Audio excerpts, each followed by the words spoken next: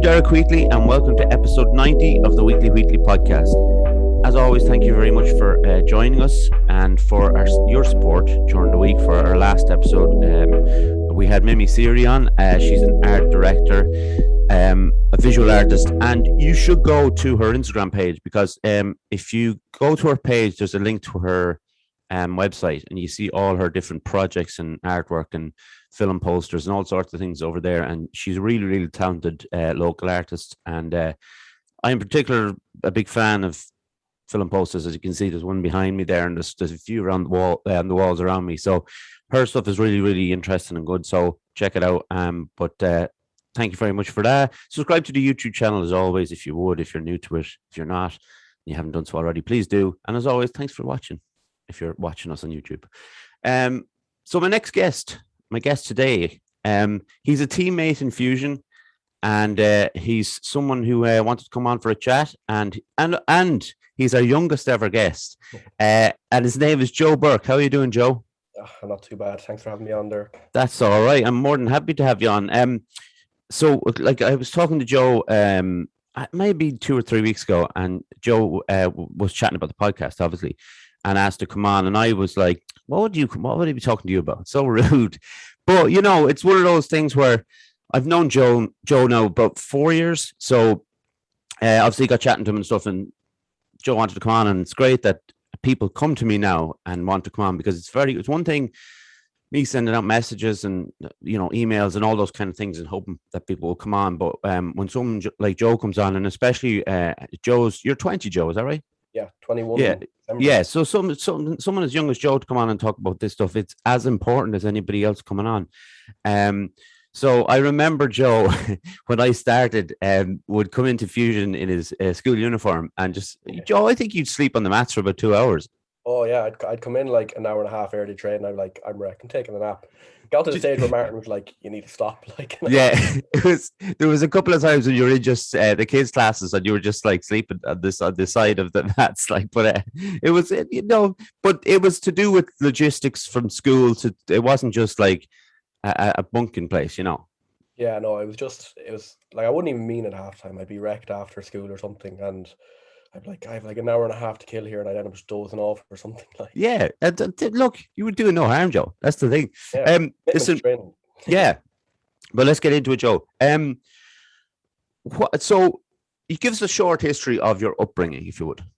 Yeah, so I grew up in Athlone, really. I went to school in Athlone.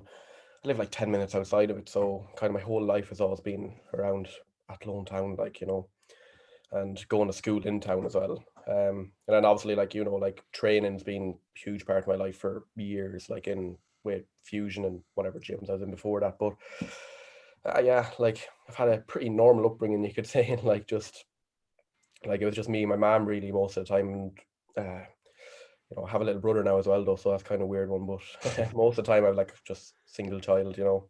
Yeah. Growing up around Athlone, like didn't have any hectic upbringing, really, you know yourself. Nah, that's good. That's good. What's the age gap between yourself and your brother? 18 years. Yeah, it's quite a gap. That's quite a gap, yeah. That's a kind of relationship, you know. Yeah. That's it. So when for you, Joe, and I was talking to someone last night actually about this, about people's first time they've kind of heard about mental health, you know. When they came across it, and it's been interesting the last few times I've asked people, and it tends to be when they've been affected rather than coming to them first, whether it's in schools and stuff. When was the first time you became aware of it? First time, it's kind of a weird one for me. It's like 2 years ago was kind of when I first became aware of like I actually have something going on here. But when I thought back to it, I was like, I can remember these same patterns happening since I was about 14, but I think I was probably just too immature to recognize them for what they were. You know, I was kind of, I just thought, I was like, oh, it must just be a normal problem. But then about 2 years ago was when I really became aware of being like, okay, this is like something that, you know, I need to sort out. And like, it's not normal as per se. Obviously it's normal to have mental health problems, but as in it wasn't like a normal way of thinking. And I was like, I have a problem here, really. Yeah. And that's about 2 years ago in January, probably. And like, because obviously 2 years ago, then you're 18 and stuff.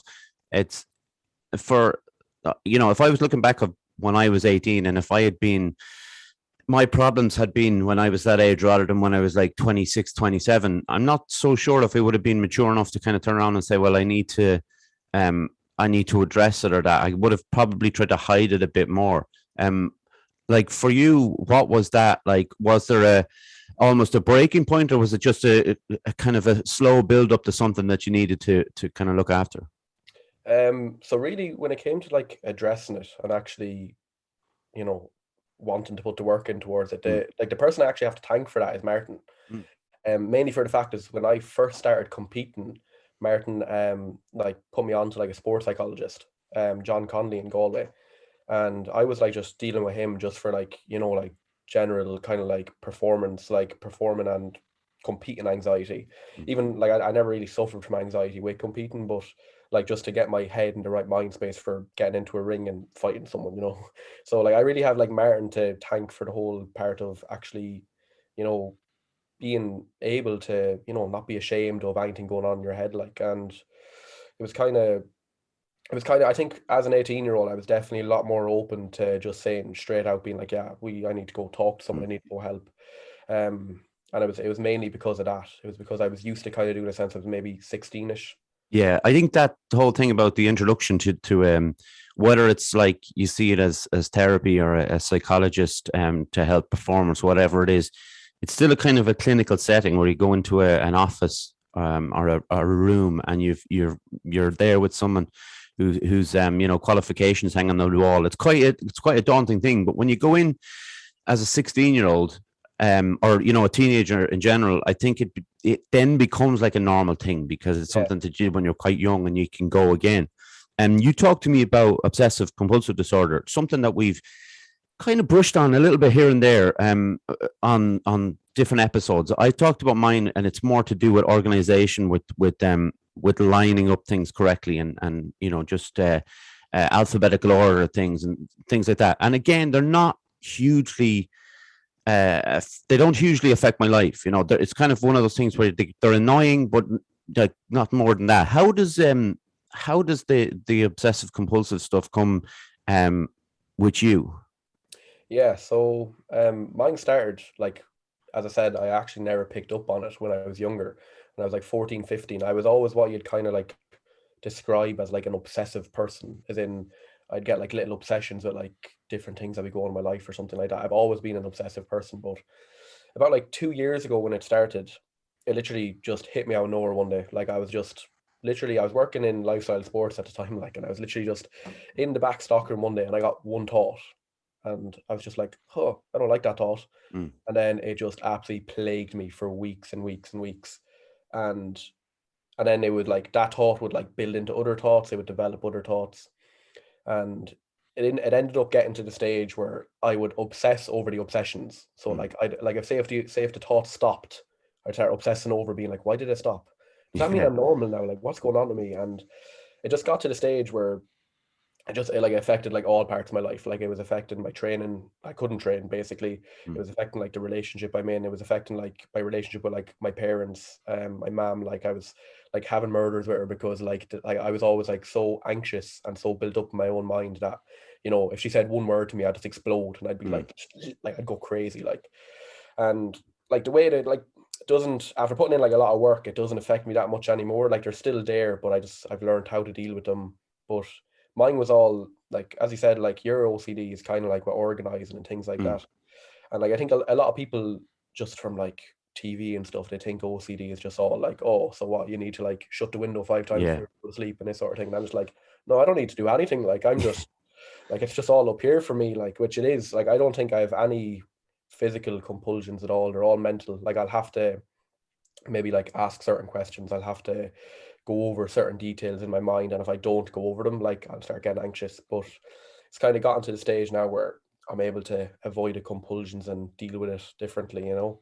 If you were asked, so if you were, asking the questions of your mind, whether it's something that's plaguing you, as you say, right, and you couldn't kind of figure out those questions, does that become a problem then, that that it keep, because I always think about with my ones. Okay, so if I've got the desk here in front of me and I organize everything in a line, nobody else is going to be in this room the rest of the day. It's not going to move.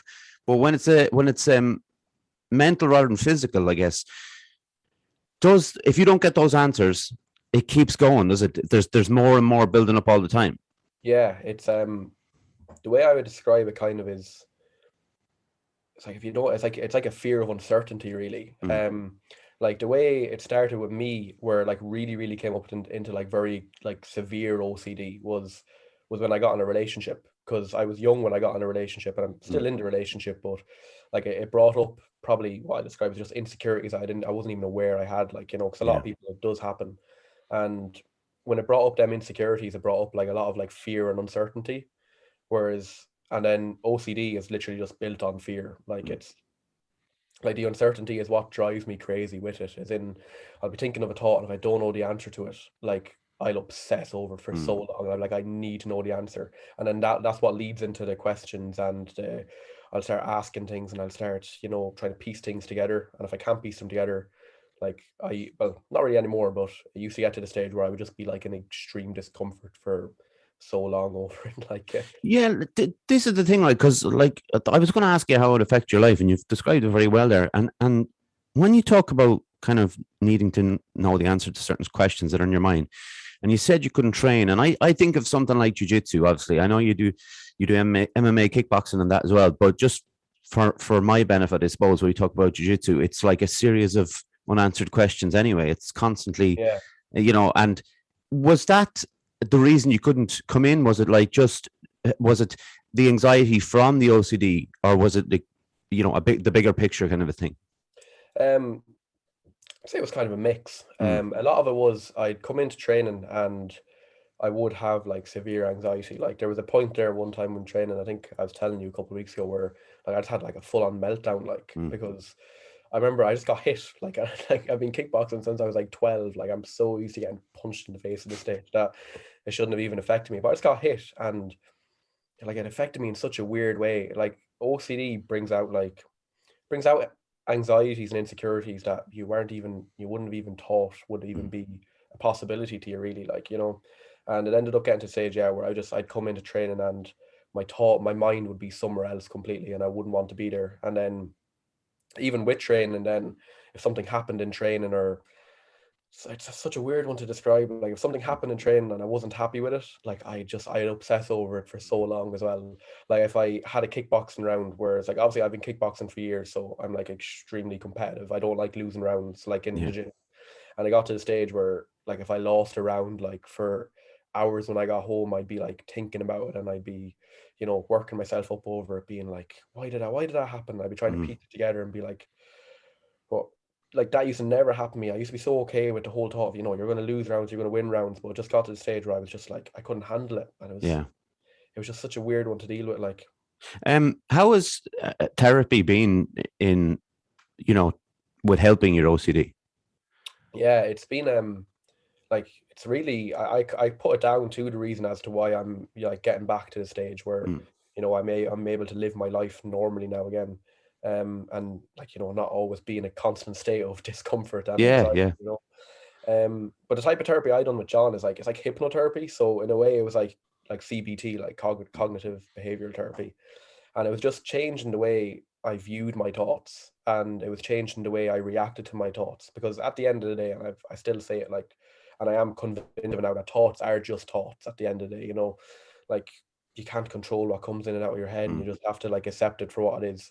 And it got to the stage then where like therapy had me to a point where if I had a thought, I'd be like okay with having it.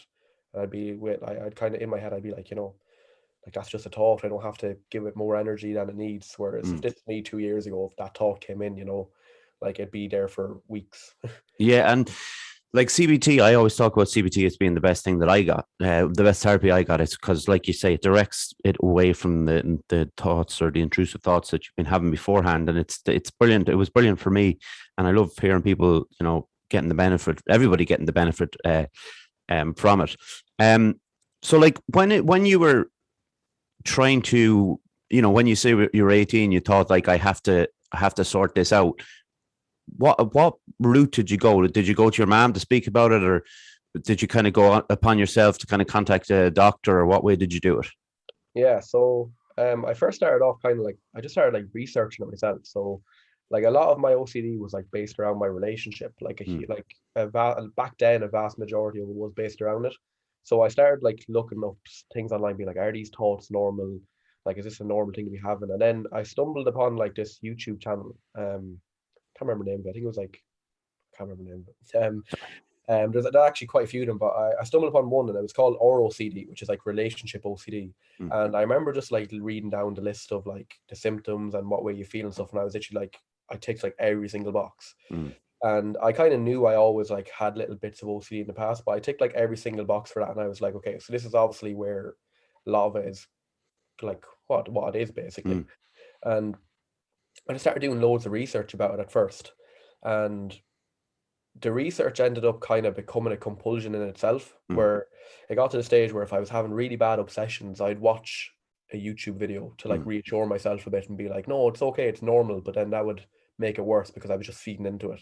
Yeah. And it just got to the stage where like I just told my mom about it. And at first, like she didn't understand it at all. And she was like, what? Like it didn't make sense for you, know, because it wouldn't make sense to a lot of people. I was telling her about like the thoughts I was having, how crazy some of them were. Like some of them were absolutely ridiculous. Like, and we ended up then, I hadn't been to John maybe, I probably hadn't been to him in over a year because I hadn't competed. And I used to only go to John for competition really, like, and just getting my head sorted for competing. And then she was like, why don't you like maybe give John a ring, like, and see if he can help? And then give him a ring anyways. And he was like, yeah, he was like, of course, like I'd be happy to help. And we went down, like had a load of meetings with him. And then I used to like went back and forth to the therapy and everything. And kind of got sorted in that way. And then a couple of months ago, I led into like another form of OCD again. So I had to like start going back to him again. That was about a year ago. But yeah, I kind of just started. I just basically ended up like researching it myself at first. And then I kind of realized just looking it up wasn't going to help. Yeah, that's true. But I was going to say, like, it's such a mature approach, and I don't mean this insultingly, but you're like one of the biggest masters in the gym, and it's so funny because we're going to speak a bit more about anxiety as well, and that idea of what we try to do to avoid showing that we're anxious, and we all do it in different ways, and I guess that's how we'll never know what other people are going through until they tell us or we find out from someone else. And it's always an interesting way of kind of seeing that our ways of dealing with it are also different, but we're putting up our guard for a reason, like until we feel it's time to come out and kind of chat with people. Speaking of the gym, Joe, you take a break for 30 seconds. I'm going to read this ad out very beautifully. So, Fusion Training Centre, Monksland Athlone, a place to train in Brazilian Jiu-Jitsu, kickboxing and martial arts, and also CrossFit. A great atmosphere with experienced coaches and a real sense of community. If you want to join the team, find us on Facebook at Fusion Training Centre or drop in for a chat. Fusion Training Centre, train like a warrior. I did mess up a little bit, but it was okay. But yeah, so talking of training, so you said you started I didn't realize you were 12 when you started training. Yeah, it was actually younger. I started doing karate when I was about 8, and then I think I done it for maybe about probably a year or two when I was younger. And then I was doing that in Ballinasloe, and then we kind of moved closer to Athlone, so didn't really continue. But then my dad has been always like done kickboxing and stuff. So I started doing kickboxing in Westside when I was like 12. And then I kind of ended up jumping around a little bit until I ended up getting to Fusion when I'm in Fusion 5 years, I think, this year, or could be even 6 years. So I got there when I was like 15 in Fusion. I was actually doing my junior cert when I joined Fusion. I remember I joined the week I was doing my exams. Like you can kind of guess what my attitude towards my junior cert was by that. I joined literally in the middle of my exams and went down and done a session on the Saturday. And but yeah, I've been training like I've always been doing something when it comes to fighting since I was young, and it was the only one I actually stuck to. Like I played rugby and stuff, and I always just enjoyed as brutal as it sounds, like the physicality and fighting part of fighting really. So yeah, I always got stuck with it. What was it then with what led to jiu-jitsu then? I think it was mainly like I just done kickboxing for probably like 4 years, and then It was, to be honest, it was the Conor McGregor era. Like it was Mm. kind of, MMA was becoming really big, and I was like, you know what, like I'd love to give that a try. Like I can fight, like what? So I was like, I want to start doing jiu-jitsu. And when I first got into jiu-jitsu, to be honest, I wasn't like that interested in it. I Mm. was like, mainly joined Fusion just for the fact I was like, I really enjoyed the kickboxing down Yeah, here. And then I got to the stage where now I'm kind of at the stage where like sometimes I pick jiu-jitsu over kickboxing now. yeah, Like, yeah, yeah. Um, Congratulations on your blue belt, by the way. so yeah, sure yourself, you got it in the same session. Same session. But it's funny seeing the obviously Martin had set up different than he would normally, like in a normal Yeah, seminar and a normal kind of environment. But it was great that there was a gang of us being able to get it together. yeah, There was it felt like maybe if I don't know, maybe it was just for me, but it felt a little bit more special that it wasn't like most people on the mats got blue belts that night, like which yeah. is a great thing. There's You feel, something you yeah, mentioned. I love talking about people competing because I've never done it myself. It's never been anything that I've been interested in doing. But you enjoy competing? yeah, like on a weird level. Like Martin has always said I was someone who kind of seemed like I enjoyed getting punched in the face. Yeah. Like because there was times where like if I was sparring years ago, like if I got hurt, I used to nearly like I'd start like laughing, like Mm. I was weird with it. Um, I don't know, people always say like it takes a certain type of person to like be a fighter and be okay with getting in and possibly like dying in a ring, Yeah, like. it's true. But yeah, I've always enjoyed competing. Like I've always enjoyed actually getting in the ring and fighting someone. And I don't know if it's a bit barbaric or what it is, but Um, I don't know. Like my approach to it when I was joining, it was always going to be jujitsu because it was my mate Shane who said, you should go and do it. But like ever since I've been in there, you said it to me and Ben and a few of the other lads like would say, "Would you not try kickboxing?" And when you spend, because I joined when I was 35, so when you spend 35 years trying not to get punched in the face, it's unlikely you're going to start, at that point going, "Yeah, I'll get punched." But my kind of thing is when it comes to competing, and I'm not even sure because I haven't done kickboxing, I don't think of the strikes, getting hit and all that. It's everything beforehand. It's the build up and it's the back, the backstage stretch and punching pads, whatever you're doing. And then when we add in a little bit of anxiety into the mix, how are you able to cope with that? yeah. So really, since I started actually having really bad anxiety, I haven't competed since, mainly because it was during COVID and everything as well. Yeah, But it was a weird one for me. Like the first time I ever really did experience anxiety, I would say it was my fights. right. Like it was a weird one. Like I was trying to prepare myself mentally for it and everything, but then you'd get the day and like the heartbeat would start going and the breathing would get a bit weird and you'd get in the ring and you nearly feel like your legs weighed like 30 pounds each, Um, I don't know if that's like or not, probably more than that, but still. 30 stone each. Yeah, 30 stone each, yeah, maybe a bit more. And the anxiety was like it ended up getting to a stage where when I did have a couple of fights, I was able to deal with it. And I got to the stage where I'd be too relaxed in the fight. Mm, Martin would say to me, he'd be like, you need to pick it up a bit here. Like you need yeah, to act like you're not sparring. And I was like, yeah, but I feel fine. And he'd be like, yeah, but you need to go out there and hit him. And I'd be like, yeah. yeah, good point. But the first few fights was definitely when I experienced anxiety. And it was a really weird one for me at the time. I'd say if I did compete again, I I think I'd probably be less anxious Mm, because I'm equipped with dealing with it now. Uh, yeah. but There's, I'd say there's 2 years ago, no way, I wouldn't have been able to compete. Like, Yeah, like that's understandable, and that's a good way of thinking about it actually. Because if you were to do it, this maybe the start of next year, that you have been through CBT and you've done these kind of things where you can help yourself, think differently, and focus more on the fight than what goes on around it. And me, for someone who hasn't done any of it, all I focus on, if I think about it, is the build up. It's never about the actual outcome, which is the main, the point yeah, of it. And you are like, this is the thing, like people might be listening to this now, like, listen, you come on and talk about this stuff. And like, you are very relaxed on the mats, it's fair to say. You're enjoyable because very enjoyable to roll with because of your style, like, because it's a relaxed style. And I think mine complements that, it's quite relaxed as well. So we get really good rolls in, And I think, like I was saying about that kind of being, the messer in there and all this kind of stuff, people might be kind of shocked to kind of hear the anxiety and the OCD and things like that. And that's why it's so important for people to hear this kind of stuff, because you kind of get to see the other side of it and what people are going through. And I think I've talked about this before, Joe, this kind of idea of kind of the anxious person as an actor. There's always has to be an act put on to kind of get through the day. Do you find that? Oh yeah, like big time. Ever since I was young, even like I would definitely say I am a prime example of someone who does put on a bit of like a bit of an act to kind of hide it, you know. Yeah.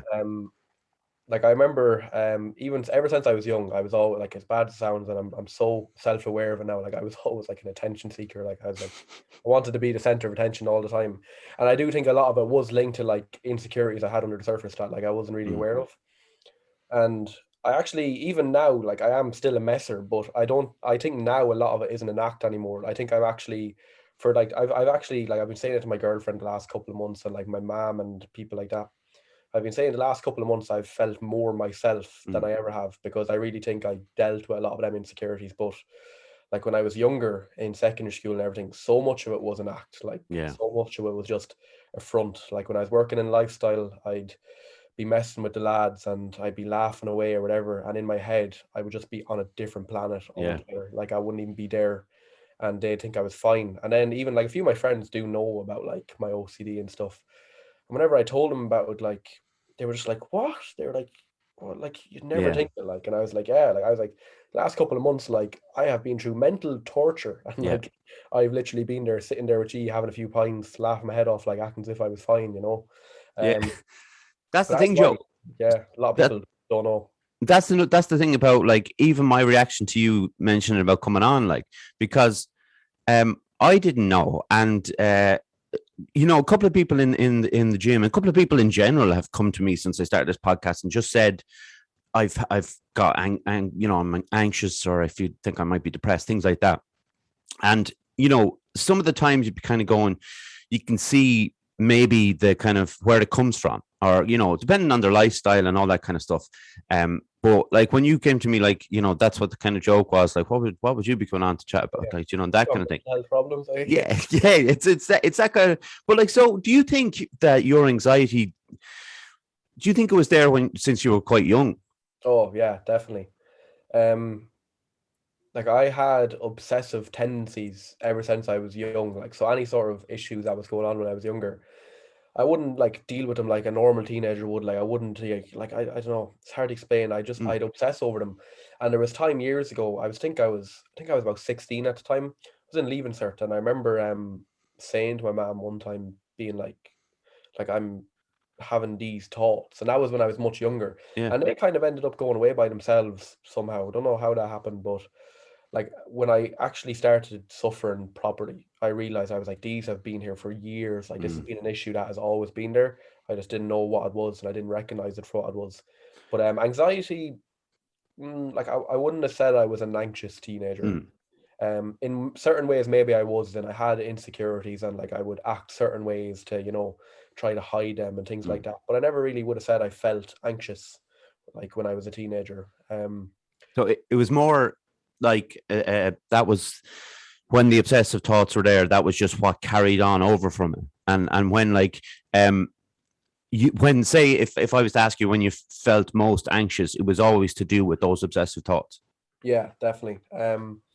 Like when I didn't really experience full blown anxiety until the OCD started, and I Mm. started getting really obsessive thoughts. And like the first time I ever experienced it, like you probably know yourself from the first time, I genuinely thought I was dying. Like Mm. I was like, am I about to have a heart attack or something? Like my heart started going um through the roof, and like I started getting like short of breath, and I didn't know what was going on. And like my mom has had anxiety through the years, and I remember getting home from work and I said it to her, and she was like, sounds like you had an anxiety attack. And Mm. I was like, but I'm not anxious. And then she was like, well, she was like, and that's probably where the conversation stemmed from. She was like, has anything going on with you lately? And then Mm. I was probably like, yeah, well, I've had like these obsessive thoughts that are driving me crazy. And she was like, okay, so obviously you're getting very, very anxious over them as well.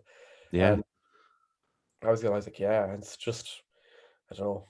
Like, Yeah, it's so when you do train, when you get to train, you know, whether it's kickboxing or jiu-jitsu, how much is that beneficial to your mental health? yeah, oh, it's mm, back when my anxiety first started, because I wasn't really able to train. Like I was too over, kind of like, you know, my brain was going. It was too in Mm, overdrive all the time that I couldn't actually even get into training focus. But now when I do, I still have anxious days. I still have obsessive days, like everyone does. And if I go into training, like I've noticed, my mind will just forget about it. It'll yeah, forget about it for like 2.5 hours or whatever, and I'll and then like it'll just stop. It's like I put a timer on it and it just stops. I'll go in train, won't think about it once. And if I do think about it once, like it will just be tiny little glimpse of a thought. yeah, Then I'll just go back train, start hitting the pads, rolling, whatever it is. And then when I get out afterwards, it'll probably be gone. So like training is a huge, like it's a huge benefit for, like, that's like I'd say to anyone who has anxiety or anything like that, I'd be like, just literally just go exercise, go train. yeah. Like it will help you hugely. It might get rid of it, but it will make you'll notice the benefit from it. Yeah, I agree fully, and because there's a lot of knock-on effects as well. I mean, the one thing that I've mentioned time and time again is like in jiu-jitsu, you don't have time to be anxious because all Yeah, the stuff that's going on, it's just there's no, let up. But it's when you get off the mats, you feel great because for one, you've trained, two, you've got to chat to a few people, sound people in there, obviously, and you sleep better as well. And now I can only imagine how tough it might have been for you at times to sleep with obsessive thoughts running around your head. yeah, it was definitely a bit of a nightmare for a while. Yeah, Like I remember I went through a stage, especially when COVID first started. We were in our first lockdowns. I was like in the height of yeah, my OCD when that started happening. So, and then it literally just happened where I didn't even have work to distract myself. So I was at home and I was just, my mind would be going all day, and my sleep pattern was ridiculous. Like mm. I'd be going to sleep at like 6 o'clock in the morning sometimes, and waking up at like 2 o'clock in the day, and then that would just repeat and repeat. And even if I tried to go to sleep early, like it just would not happen. I'd be sitting there and like the thoughts would just be racing. And then it was like being in the relationship as well, like it caused a lot of strain on my relationship. But like kind of naturally it would, especially because a lot of my OCD was relationship based, that I Mm. was kind of driving her crazy. So but to be fair, like I do have to like thank her for a lot. Like she helped so much with it as well. But it was kind of, yeah, like I just would get all these sleepless nights all the time, and then like I don't know, it's just kind of, it would literally would just drive you crazy. Like, Yeah. and then when COVID stopped, that was when I did start noticing an improvement again. Though, so I started getting back into a routine, started actually, kind of having to force myself to go to sleep early a bit, and I don't know, like it would still take me hours to go to sleep. Yeah, Like it would but take you hours. you were trying to create some sort of a kind of a rhythm and routine that you can kind of stick to if possible. Yeah, like I definitely am someone who works best when I have a routine. Yeah, I'll give out about my routine and I'll say, oh, like I hate doing this, I hate doing that. But then I'll notice, like if I don't have it there, like I go a bit mad. Like, yeah. I'm entirely about routines, and there's anxiety is one of those things that if you're an anxious person, routine suits you, because you know what's coming next. And there's obviously, if you see it from the other side, a doctor or a therapist will say, but routines are hard to keep, and if you're knocked out of the routine, you might, have trouble. But at the same time, I like to stick to routines as much as possible. And look, if the troubles come, I like to think that some of the therapy I've been through will be able to get me through those things. yeah. Were you ever prescribed medication? Was it ever mentioned? No, I was in with like my GP one time, and I kind of like started mentioning to him about anxiety and stuff, and he brought up the whole kind of like medication route. But my mom has always been really into kind of like alternative medicine and Mm, stuff. Um, and especially because I was in kind of going to like sports psychologist since I was younger and stuff, I've always kind of been, you know what, like I'd rather try everything else other than going on a medication. Like, that's just my view on it. Like I don't, yeah. like I do think if it did had gotten to a stage, I would have considered medication, but I wanted to try everything else before I did. Mm. And just happened to help me, that I did actually find ways to get around it other than going on medication. Yeah, yeah, for sure. That like I don't ask, obviously, because I know you, Joe. I'll ask the question. I don't ask everybody that kind of question, but it's just interesting to see, where you wanted to take it first, and like Yeah. obviously, with your idea of having already seen a therapist was helpful. Um, do you think when you were in when you were in school. Do you think you would have found it difficult to come on to a podcast and talk about this stuff if you were still 16? Oh yeah, definitely. Yeah. I especially with the year I was in school, like I only kind of like I only have like one close friend out of the year who I'm still like best friends with. But like when I was younger, whatever it was about my year in school, like if you done anything outside of the box, like you absolutely got slated over it. And it was kind of I think it was from being in, like, I was in an all lads school, like I was in Aloysius, and I think it was from being in that like environment that we were all just so used to slagging each other. But like whatever it was about my year, and everyone always said it about my year of my school, they just had no boundaries. Like they Yeah. literally. So no, I think when I was 16, like doing anything that would have put me even in the spotlight, I would have just been like, yeah, no. Like I was embarrassed to even fight at times. Like I was like, because people like tried to slag me over fighting, and I was just like, oh, this is ridiculous. Like Yeah.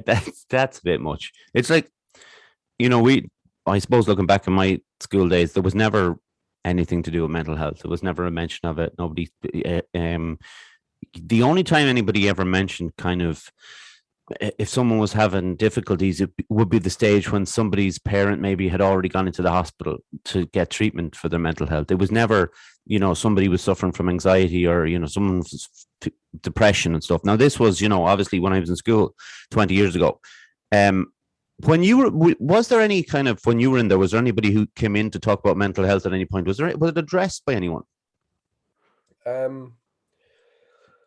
Like, not that I even can remember. I think like the only time mental health would really ever come up would be if it was linked to bullying, because schools Okay. are like so like, they're kind of just, they'll always go on about bullying, even though half of them don't even really do much to stop it. But Yeah. like they'll always get people in talk about bullying. That was like the only time I can ever remember mental health being brought up, being like, oh, like, you don't know what someone's going through and all this. But like I do think like the mental health awareness in Ireland, personally, I think it's like atrocious. I think Mm. it's so bad, especially for young people. Like that was kind of one of my main reasons as to why I asked you could I come on, because I like no 20-year-olds talk about this sort of stuff, and it is pretty rare that they do. Like I have a few friends who have like opened up to me about mental health issues, and even like I'm someone who suffers from mental health, and even when they open up to me, I'm always like shocked in a way. Like I'm kind of Mm. like, he's like no one talks about this. And schools, I do like personally think like not many schools have a good way to go about it. Like, and like when I was in school, I can't ever remember anything being done about mental health. Like they might bring it up passing, but like they used to talk about counselors in school and all this. And I actually remember we had a counselor in our school, and like people used to just say like it was pointless. Like you'd Mm. get in there and you'd kind of be telling them what's going on, and they'd just kind of go on about like the stereotypical stuff to you. They'd just be like, oh, well, like, maybe you should try to get a better night's sleep. And we'd be like, yeah, but I can't sleep. So Yeah. like, what do you want me to do here? Like, Yeah. yeah.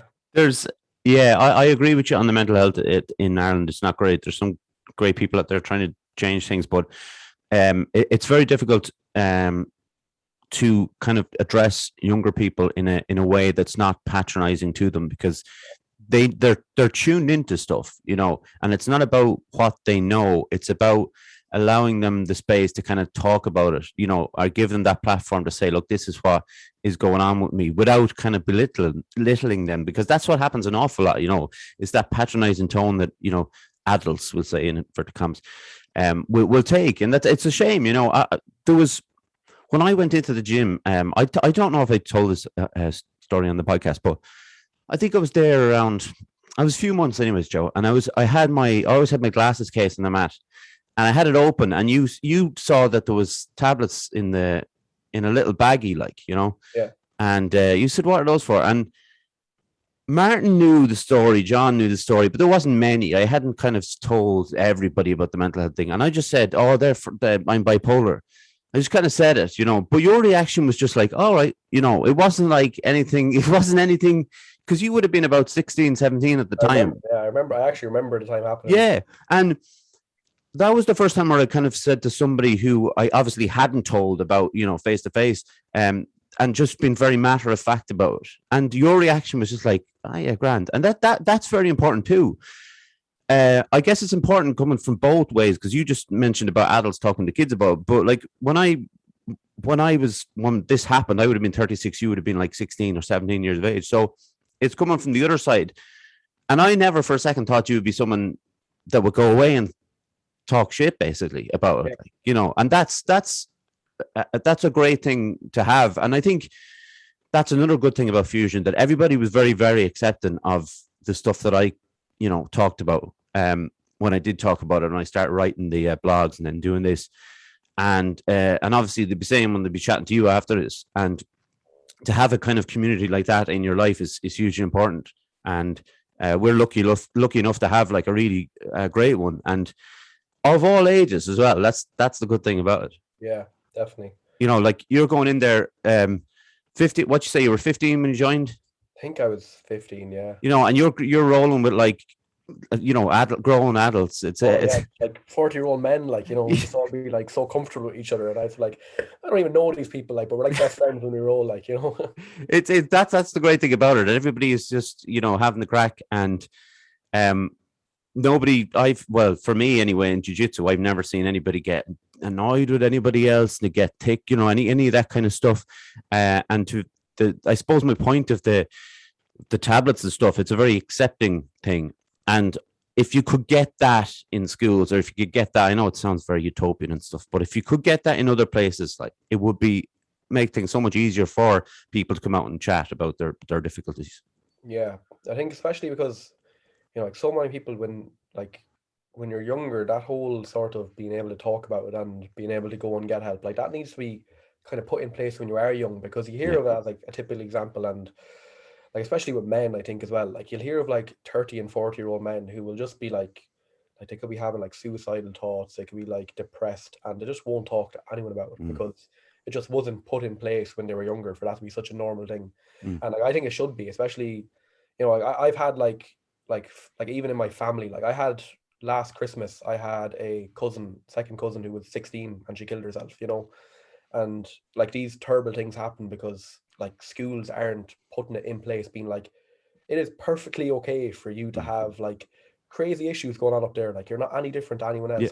Like the vast majority of people go through some sort of mental health issue in their life, and they're just not okay with talking about it, and they should be. And especially, like, I know obviously it happens to women as well, but like, especially men are like, to be fair, like, that is one thing that, like, just men are just, it's literally like they're told to just put everything away and just don't talk about it. But like, it should be put in place from, I like think, since you're like in primary school, be like, it is okay to talk about how you feel and what's going on in your head, because like, them sort of terrible things happen if that sort of stuff isn't put in place, Of course. And that idea, like, if when you're in school, you find out about these things, you learn about these things, and you become an adult and you have kids, you're not as reliant on school then to teach the kids. You've already have those skills to be able to talk to them about, and like, get them to open up about difficulties they could be having, because anxiety is really it seems to be the biggest one. It seems to be like, from mild to severe. People seem to have so many anxieties, and they don't have an outlet for it. And if you don't have that outlet for it, like we do, say, going in training, all that energy is building and building this pent up stuff, and it rarely ends in a good way, Yeah, it never really does. Especially even like my family, my mom is like great when it comes to, like, she'll talk to me about anything, and she'll always like encourage me to talk to her about it. But it was even like, I was scared to talk about stuff as well because of other members of my family, like, say, like, even like, my granny, like, she's the best in the world, but she's old fashioned. So like, when we talk about like depression or mental health, she just kind of like, what are you talking about? Like, she'd be like, why are you telling people that? And I'd be like, because it's such a normal thing for everyone. Like, and just like, even other members of my family, that might have like a bit of an old fashioned view on it and stuff, like, it's kind of like, it kind of shows where it does need to change at the same time, Oh, absolutely, yeah. So what do you like to do in your spare time, Joe? So I like a lot of things. Okay, good. Like, I'm like, obviously I train a lot as well. Like, I try to get in usually like 4 nights a week when I'm in training, if I can. But in my spare time, like, I'll either, I'll probably either be in my girlfriend's house or driving around, either, since I'm only got driving a few months ago, so the novelty is kind of still there. A big part of what I've been doing lately is I'm very kind of like focused on. I want to get out of the 9 to 5 life as young as I can. So a lot of it has been like I've been doing like a lot of reading and just kind of like research into investments, that sort of thing. Like I think I have a few people's heads wrecked the last couple of months because I never stopped talking about it. As I said, I tend to get very obsessive, like so. Yeah. So yeah, that's definitely a big part of my spare time. I'll be researching stuff and trying to I have like a few books that I'm trying to read as much as I can, but I'm so bad for reading. I'll forget about it for a few days and then. Well, Joe, it's hard reading. That's what it's hard reading that kind of heavy material, like the heavy stuff. And I swap between fiction and nonfiction, and then sometimes the nonfiction can be quite like, if it's about the history of colonialism or something, that's pretty heavy stuff. Yeah. So you can only read 10 or 12 pages of that. But if you read Americans and all that sort of stuff, like and when you read like just fiction, like a novel, you can read like 50 to 100 pages of that, but it's all good and it's all like going in there. So this is actually ideal because I put this the first time I've ever asked this question. So what would your ideal job be?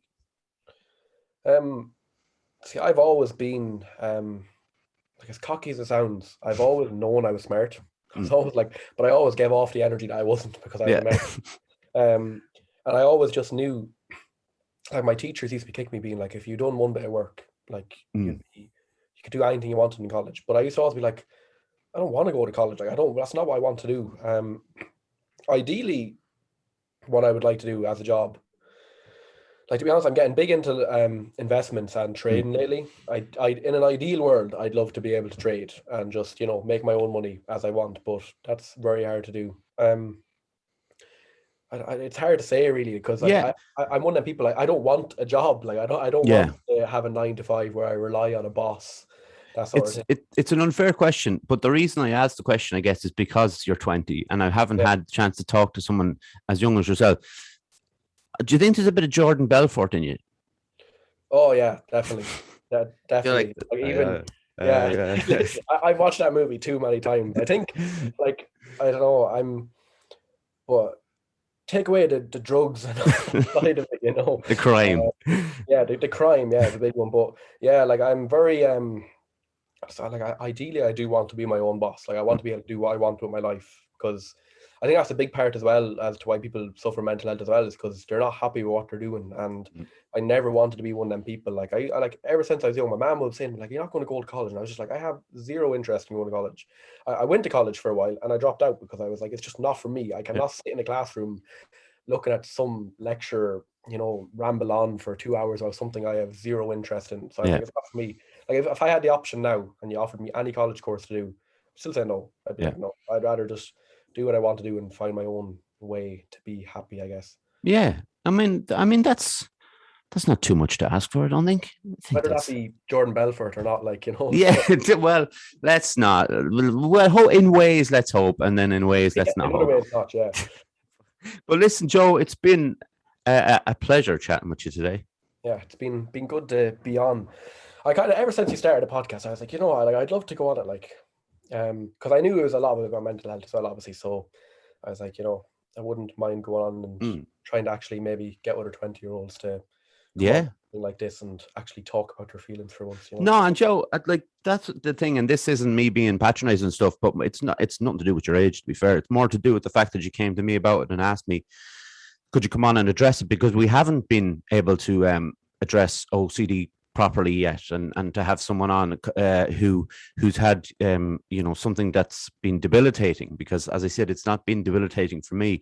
Mine is very, very low level, so it was great to have you on for that. If you don't mind sticking around for 2 minutes till I close this out, I'll get a photo with you. It's all right. Yeah, perfect. Appreciate it, Joe. Okay, thank you very much to John Francis. By the time this comes out, he will be back from Amsterdam in a poorer state than when he left. I have no doubt. He's not partaking in that, by the way. He's a more sensible man than that. Thank you very much to my mum, my dad, my granddad, Jared and Calvin for their help with the logo and the music. Subscribe to our YouTube channels. I've already said we're on Instagram, Facebook, and Twitter, and on the podcast platforms, Spotify, Apple, Anchor, Google Podcasts, etc. Once again, Joe, thank you very much. Yeah, no problem. Thanks for having me on, Burke. No worries. And thanks everyone for listening, and we will be back next week. Take care. Bye.